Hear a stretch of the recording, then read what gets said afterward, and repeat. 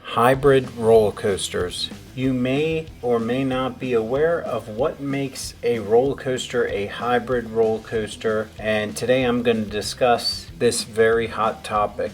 And I'm just going to let you know that some of these things are debatable. So what defines a roller coaster as a hybrid roller coaster? Basically, the track is made out of one material, either steel or wood, and the support structure is made from another. So, for instance, you have Gemini. Now, Gemini is one of the original hybrid coasters from way back when. This is located at Cedar Point, and this was built by Aerodynamics. Basically, it has a steel track and wooden structure. You would not believe the amount of people that do not believe that this is a hybrid coaster, and it blows my mind. So Gemini opened in 1978, but another coaster in the same park, yes, that's right, Cedar Point has 3 hybrid coasters: the Cedar Creek Mine Ride, Gemini, and Steel Vengeance. So those of you that think that hybrids are a new thing, they've been around for years. The Cedar Creek Mine Ride opened in 1969. So a wooden coaster, much like Ghost Rider that you see here, is almost entirely made up of wood, with the exception of the upstop, which is like the metal slats that you see where the wheels make contact. Other than this, that is pretty much the only piece of metal or steel on a wooden coaster. That being said, there are some exceptions to this. So Busch Gardens Williamsburg classifies Invader as a wooden coaster. However, it was built with 180 tons of steel, with southern yellow pine wood overlaid on top. And the reason for this is because steel won't expand and contract much like wood does. However, if you ask me, do I think this is a hybrid coaster? The answer is no, it's definitely a wooden coaster. It has all of the intangibles of a wooden coaster. There are some gray areas when it comes to certain coasters, and there's no true definition. So for the sake of argument, let's just go by what the park itself classifies their coaster as. So this is Steel Vengeance. I just like to say it that way. I think it sounds pretty cool.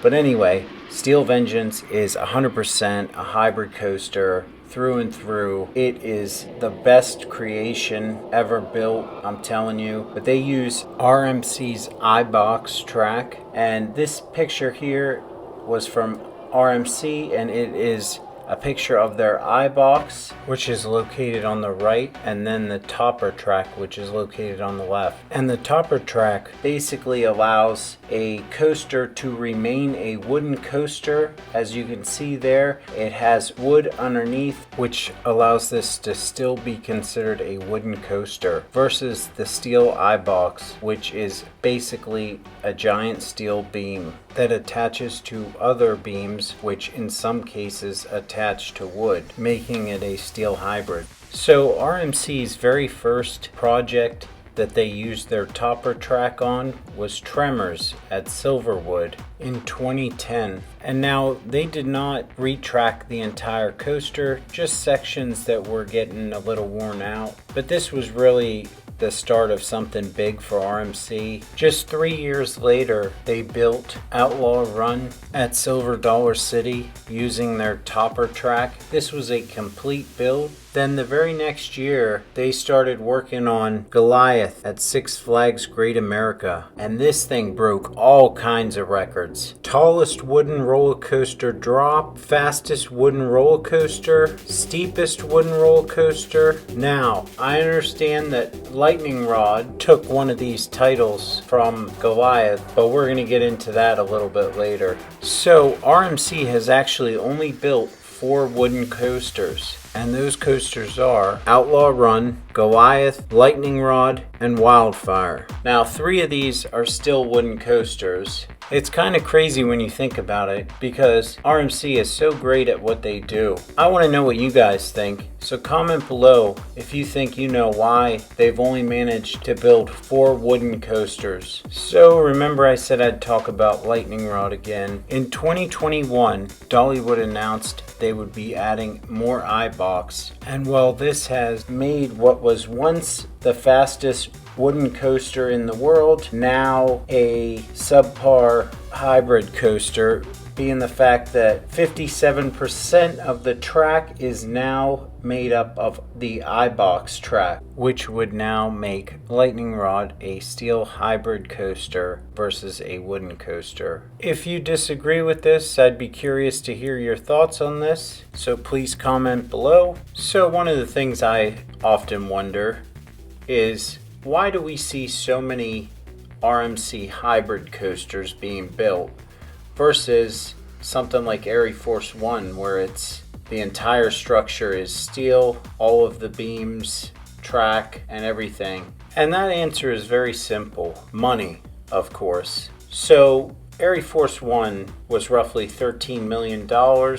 and Wildcat's Revenge, which has a little over 100 feet more of track, was roughly 10 to 12 million. Now, these are rough estimates. This is just what I was told, but I think it's safe to assume that Wildcat's Revenge was a little bit cheaper for Hershey Park than Air Force One, which was a complete build. And I could really start seeing a lot of these parks giving RMC a call, especially with the addition of their new 208 track, which will keep a wooden coaster because it still uses wood. As you can see in the picture there, the 208 track is basically the topper track, but a much better design, and will basically last 5 times longer than a traditional wooden coaster with running steel beams. And this will cut maintenance costs significantly.